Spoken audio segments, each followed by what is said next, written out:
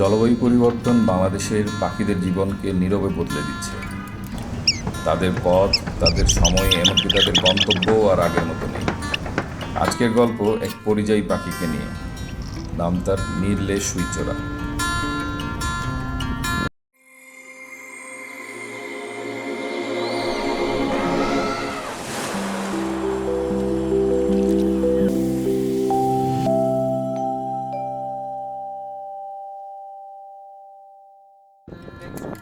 গ্রীষ্মের শুরুতে বাংলাদেশের খোলা মাঠ, নদীর চর কিংবা বালুময় এলাকায় হঠাৎ করে দেখা মেলে একঝাঁক রঙিন পাখির।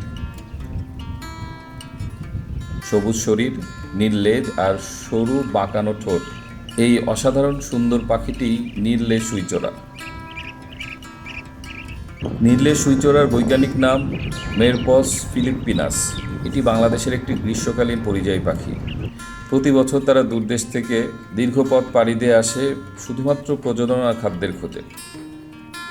খোলা আকাশে উড়ে বেড়ানোই যেন তাদের জীবন। বাতাসে ভেসে উড়ে উড়ে তারা শিকার করে মৌমাছি, বোলতা, ফড়িং আর নানা উড়ন্ত পোকামাকড়।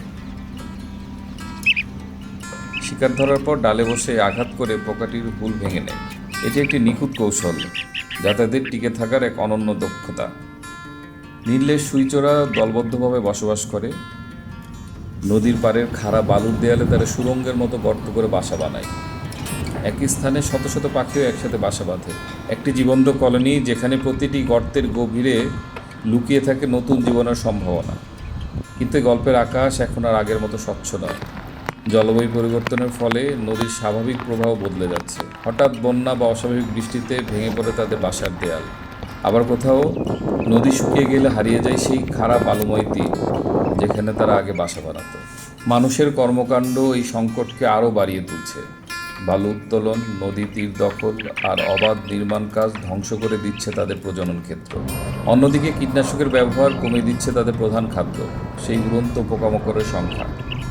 ফলে প্রতি বছরই এই পাখির ফিরে আসা হয়ে উঠছে অনিশ্চিত।